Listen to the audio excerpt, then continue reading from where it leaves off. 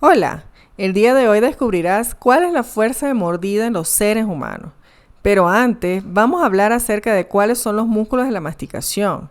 En este video vas a aprender acerca de quién inerva los músculos de la masticación, de qué arco branquial se originan, cuál es su origen e inserción de cada uno de estos músculos, además de otros datos muy interesantes. Así que no te lo pierdas.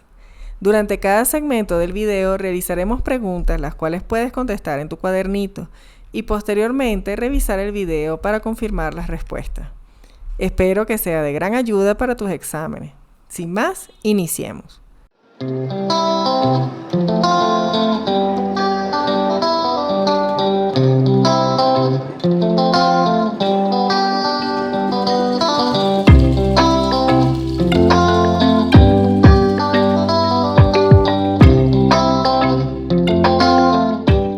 La masticación es el primer paso para la formación del bolo alimenticio. Estos músculos se van a originar en el primer arco faríngeo y son inervados por el trigémino. Se originan en el cráneo y se van a insertar en la mandíbula. Recordemos que la articulación temporomandibular es una diartrosis bicondilia que va a proporcionar los siguientes movimientos: elevación, descenso, protrusión, retrusión y lateralidad. El día de hoy nos enfocaremos en los 5 pares de músculos que se encuentran presentes en el acto de la masticación. El músculo macetero es un músculo corto, grueso y rectangular. Posee, según algunas referencias bibliográficas, 3 porciones, las cuales son superficial, media y profunda, y según otras solo se nombra la porción superficial y la porción profunda. El día de hoy vamos a estudiar las 3 porciones o partes. El macetero, la parte superficial, tiene su origen en el borde inferior de los 2/3 anteriores del arco cigomático, por su parte inferior inmediata a la apófisis cigomática del maxilar, y se va a insertar en el ángulo de la mandíbula, en todo lo que son las crestas oblicuas.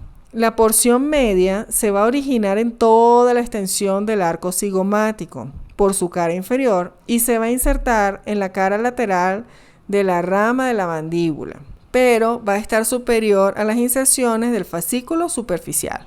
La porción superficial y media a veces se confunden, por eso es que en otras bibliografías nada más encontramos porción superficial, porción profunda.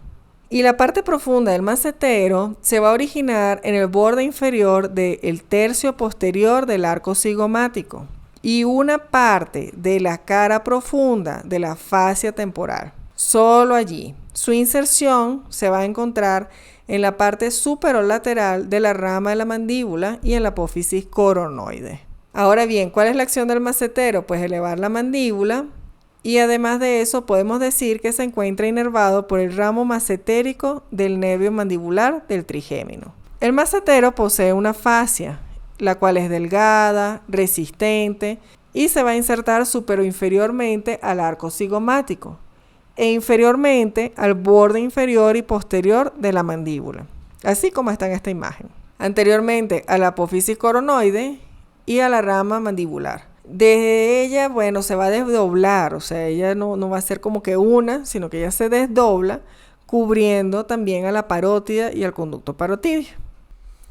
El músculo temporal es un músculo largo, plano y radiado. Él va a tener su origen en la fosa temporal a lo largo de la línea temporal inferior. Allí se va a insertar el músculo y en la cresta infratemporal, donde se va a insertar mediante haces tendinosos que se unen a los músculos pterigoideos laterales. Va a estar protegido por algo que se llama fascia temporal, la cual se va a originar en la línea temporal superior y se va a insertar en la apófisis coronoide. Esto va a ser a lo largo de todas las caras de la apófisis coronoide. Las fibras anteriores van a quedar totalmente verticales. Las medias van a quedar de forma oblicua, y tanto inferior como lateralmente, y las posteriores se encuentran horizontalmente. En la apófisis coronoide va a ocupar toda la longitud del borde anterior, medio, lateral y posterior, y se va a prolongar por 2 haces tendinosos hasta el surco anterior de la rama de la mandíbula, hasta el nivel de inserción del bucinador. El músculo temporal está cubierto por la fascia del temporal, la cual es de color blanco azulado y se encuentra insertada en la línea temporal superior, la línea temporal del frontal y el borde superior del hueso cigomático. Va a estar conformada por dos láminas y entre ellas se encuentra grasa. Su acción es elevar la mandíbula y las fibras posteriores van a retraer la mandíbula. Se va a inervar por el ramo temporal profundo, anterior, posterior, del nervio mandibular del trigémino. Antes de continuar, vamos al quiz.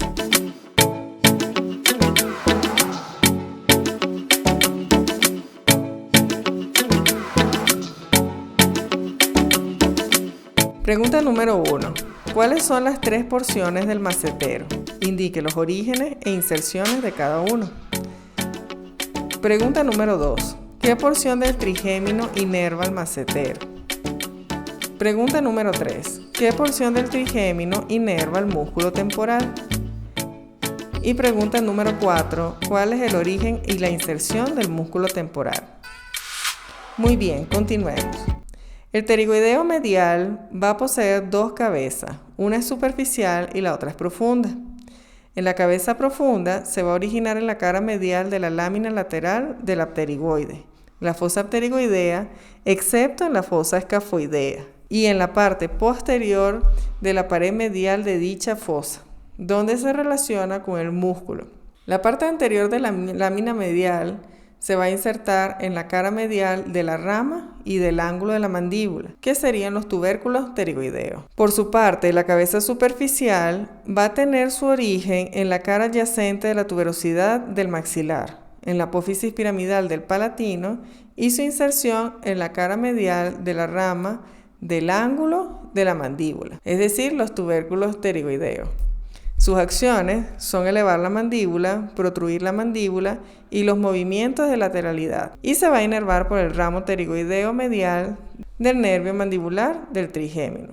El pterigoideo lateral es un músculo corto, grueso y aplanado, más que todo transversalmente. Va a estar situado en la región infratemporal, es decir, pterigomaxilar, y va desde la apófisis pterigoide al cuello de la mandíbula. Va a poseer dos cabezas, una superior y otra inferior. El pterigoideo lateral, la cabeza superior o el fascículo esfenoidal, se va a originar en el ala mayor del esfenoide, en la parte horizontal, es decir, entre la lámina lateral de la apófisis pterigoide y la cresta infratemporal, mediante unos haces tendinosos, y de la cara lateral de la lámina lateral de la apófisis pterigoide, y se van a insertar en el disco y cápsula articular de la articulación temporomandibular. El pterigoideo lateral, la cabeza inferior o fascículo pterigoideo, se va a originar en los 2/3 inferiores, en la cara lateral de la apófisis piramidal del hueso palatino, comprendida entre la lámina lateral de la apófisis pterigoide y la tuberosidad del maxilar, así como la parte adyacente de dicha tuberosidad, y se van a insertar en la fosita pterigoidea en el cuello de la apófisis condilar de la mandíbula. La acción del pterigoideo lateral o externo es descender, protruir y brindar movimientos de lateralidad a la mandíbula, y su inervación es por los ramos pterigoideos laterales del nervio mandibular del trigémino, que van a salir por el agujero oval situándose medial al pterigoideo lateral.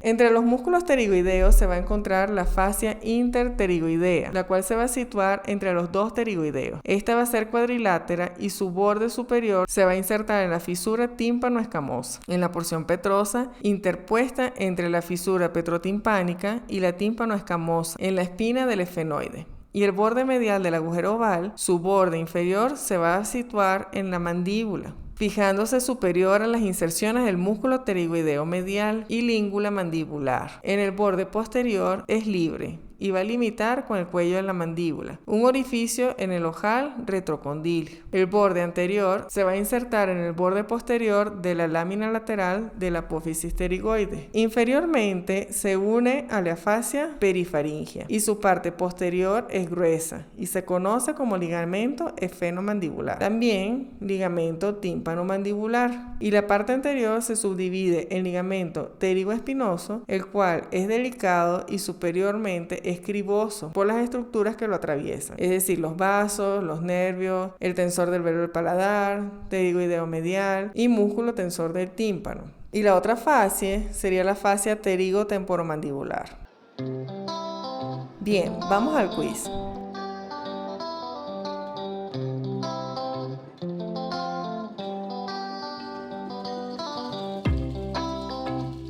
Pregunta número 1. Describe cuántas partes posee el pterigoideo medial y cuáles son los orígenes e inserciones de cada uno. Describe cuántas cabezas tiene el pterigoideo lateral y cuáles son los orígenes e inserciones de cada uno.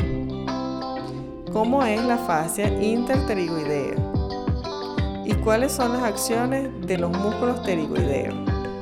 Para responder a nuestra pregunta, hemos revisado algunos artículos científicos, los cuales determinan que una fuerza difiere entre hombres y mujeres, siendo el máximo en hombres, en la zona molar, de 0.10 psi aproximadamente, y en mujeres de 0.07 psi. Esto es aproximadamente como unos 700 newtons o 77 kilogramos de fuerza. Recordemos que en la zona molar va a ser mucho más, ya que se encuentra más cerca de los músculos masticatorios. Sin embargo, los animales poseen mordidas más fuertes. Por ejemplo, el cocodrilo de agua salada posee una mordida de 7700 psi, el hipopótamo de 1821 psi, el gorila de 1300 psi, el oso polar con 1200 psi, la hiena con 1100 psi y el tigre de Bengala con 1050 psi. Interesante, ¿verdad?